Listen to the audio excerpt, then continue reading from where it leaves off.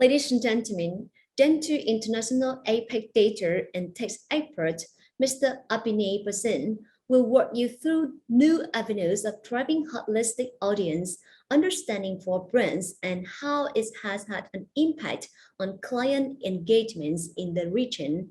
So please join me in welcoming our next speaker, Mr. Abhinay Basin, Vice President, Data and Product Solutions, Asia Pacific. Data Sciences of Dentsu International, and let's find out right now.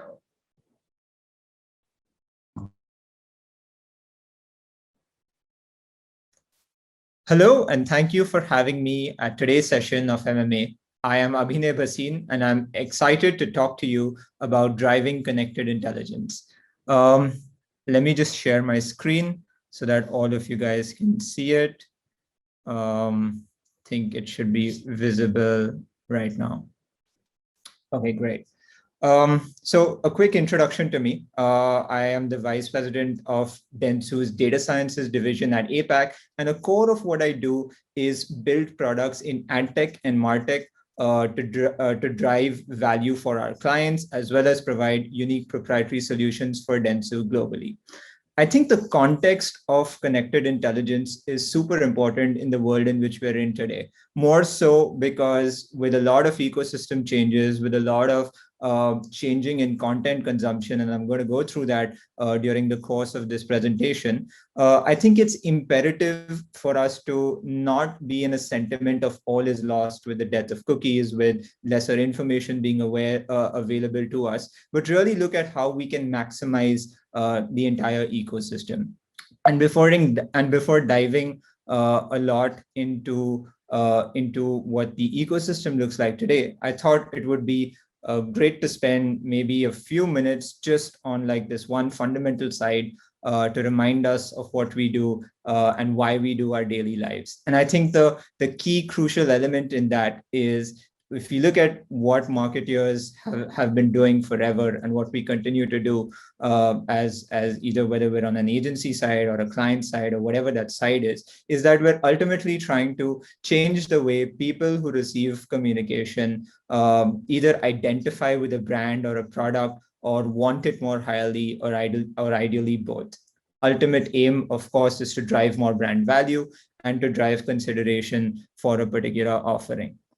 And just to put things into context, just last year itself being a COVID year, the size of the advertising economy is still astounding. It's about $650 billion. That's $650 billion spent by brands to try to identify who their right audiences are, to send messaging to them in the most relevant time period for them to actually derive value into either considering a brand more or actually making a purchase.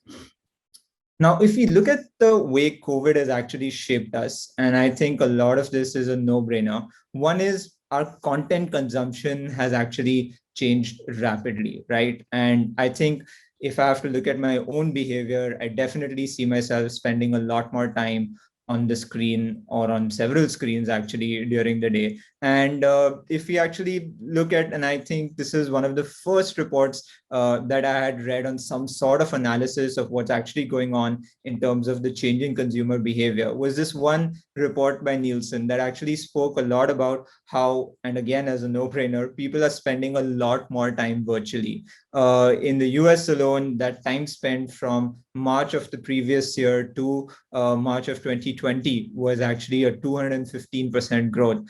Similar stats across APAC, across several large geographies of the world. So the way audiences started consuming content grew exponentially and rapidly. And the other interesting trait is subscription, or the will to even purchase either content through video, content through news, or whatever it is, just increased dramatically as well. What the chart out here is sort of representing is it did like an analysis of audiences by demographic according to the ages, picked up like the top subscription platforms of the world, and then sort of identified who is actually willing to purchase or has made a purchase on subscribing to one or more of these products. And what interestingly is a trait that you can see, and again reflecting maybe on my own habits, is that younger audiences tend to actually have a deeper expression for a willingness to actually purchase a subscription to an OTT platform or a content platform that they are engaged with, compared to older audiences. And the variety of platforms, I think, has really been tremendous from that point of view. And we talk about content consumption on this slide, but even when you look at like purchase of, let's say, products and services today, like your daily essentials, a lot of that in large parts of the world are now e-commerce driven, right? So you've had like a boom of e-commerce that has been more propelled by COVID-19, and just the amount of information that we actually give online and subscribe to online has gone completely through the roof, thanks to the lockdown of COVID-19 as well. And what that really takes me back to one of the cores of why we're discussing this topic of connected intelligence today, is that the reality of the ecosystem in which we live in today is fragmented.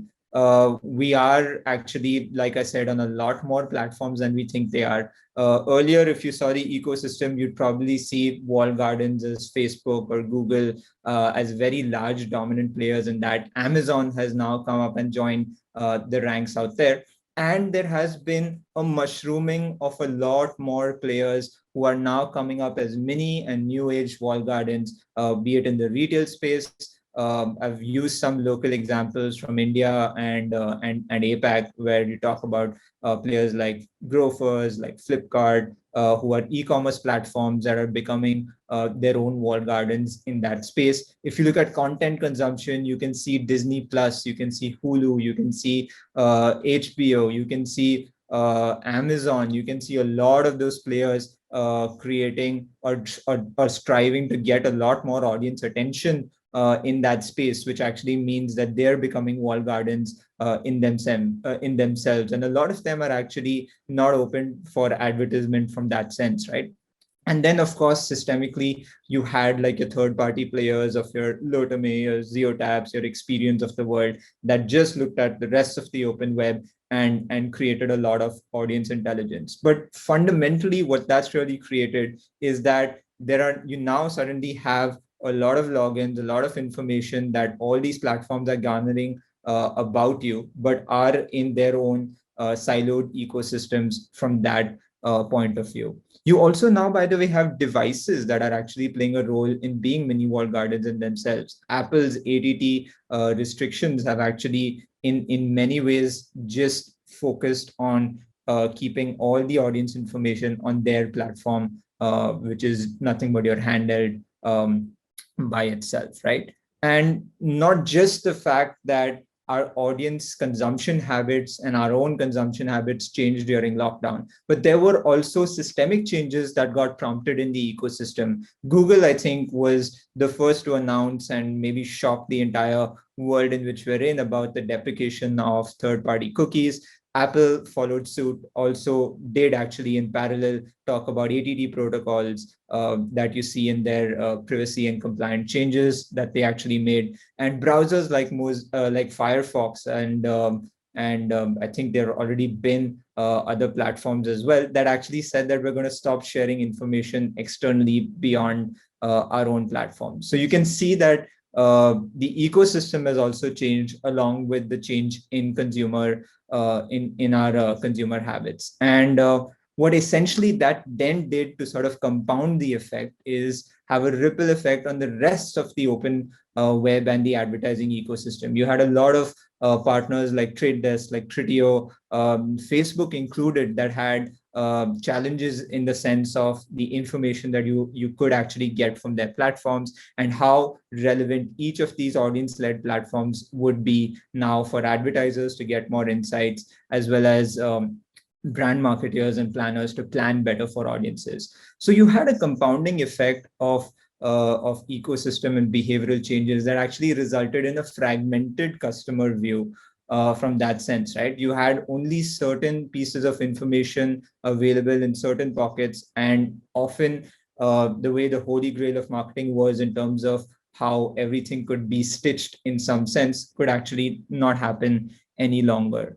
And what that really did do is in many ways create a sentiment that everything is lost. I think there have been all of us have been actually inundated with enough articles that talk about deprecation of third-party cookies being the end of the world, systemic ecosystem changes that I spoke about in terms of Apple, in terms of Firefox, and the rest of it. We then realize that maybe the data sets that we have are actually not so valuable any longer, because either you couldn't get back a lot of intelligence, or some of them were dated, or systemic ecosystem changes would prevent them from being utilized further. So you then had a threat of, or you still do have a threat of fragmented audiences. You had newer walled gardens emerge. I spoke about some examples in OTT. Or over the top content. I spoke in terms of how there have been e-commerce platforms that come up as new walled gardens. Direct to consumers is another category of brands that is actually shaking up a lot of advertisers, because in that way they are also becoming all inclusive in terms of the information that they have, right? So it could be a very doomsday scenario, and I think that's been a typical approach. However, when I look at it personally, I feel that we're in a golden era of marketing and advertising. And I think that's because of just being in an era of connected intelligence.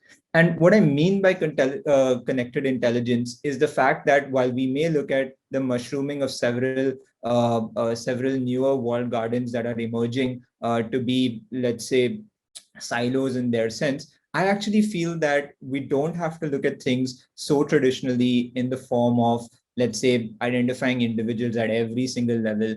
We should look at the fundamental of what we wanted to do as marketers, which is to understand the audience holistically, and to be able to extract more value from the various platforms that exist. And what really drives connected intelligence, and which will only keep propelling as technologies like 5G, IoT continue to be proliferated and scaled throughout the ecosystem. I feel the two fundamental drivers of this is the sheer volume of data that's going to be available, and the second being the ability to understand and make sense of it, and really use automation to process that data at scale and derive more value.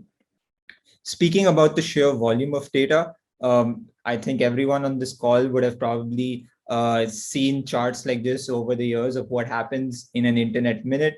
There are tons of data providers that are actually going to be available.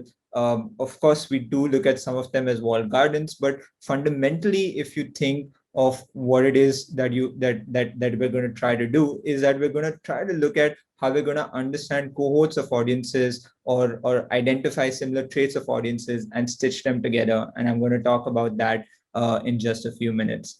The second thing that I feel, like I said, is going to drive the era of connected intelligence is going to be the sheer ability and technology available to process data at scale and make sense of a lot of that information. And if you just look at the stats of today, right, you're seeing services now being offered in terms of understanding data and processing that in the cloud. A lot of companies have actually mushroomed in that area as well.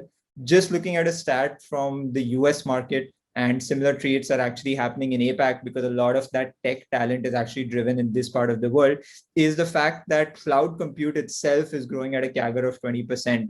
And it's likely to have exceeded 160 billion in terms of value of that part of the economy, with a lot new players mushrooming. And what that's really enabled people to do, and advertisers more specifically, is to focus on getting maximum value of their data, which could either be through partnerships, through data clean rooms, by creating and getting more insights from their own data through CDPs, by trying to get cohort-based matches. Contextual is making a comeback. So the entire tech wherewithal is actually in many ways taken an overhaul to try to help brands and marketers understand their audiences a lot better.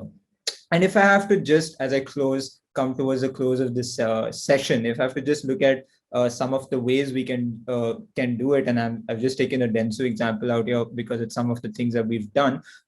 It's more about looking at, like I said, how we can understand audiences across the ecosystem, either through what the holy grail today seems to be like is at an individual level, or through a cohort level, or through which could be typically your partnerships that you actually bring to the entire table, or through contextual advertising that is really coming into the forefront of even strategies like Google is actually pitching through the federated learning of cohorts. They're looking at a contextual based way of understanding audiences. So fundamentally, while we might have actually thought that the entire ecosystem is crumbling, we feel that now it's actually given a lot more options for you to actually make sense of your data, right? So you could actually start with a first party data set, which could be something that you've created over the years or recently through a lot of your marketing campaigns. It's then about matching it to data clean rooms, and then pushing that out into the entire realm of walled gardens as well as the open web. And I feel that the entire fact that we now have a lot more sources of audience intelligence is the fact that we can actually now delve deeper into understanding an audience, not just from one sliver of their life, but from many slivers of their life, to actually complete our understanding of that audience at an overall level, not necessarily at an individual level.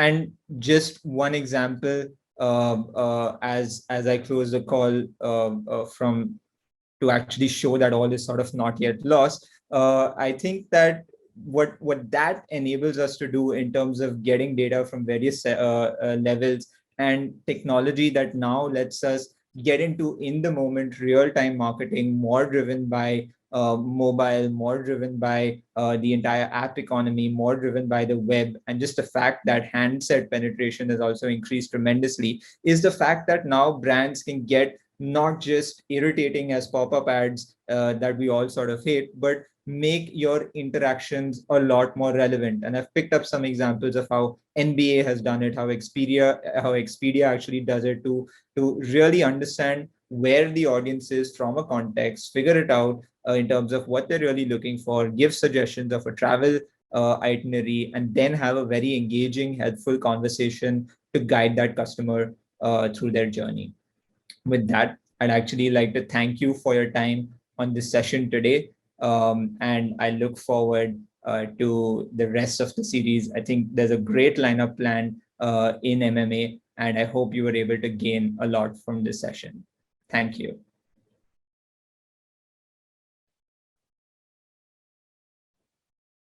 Thank you, Mr. Abhinay Basin, for your presentation.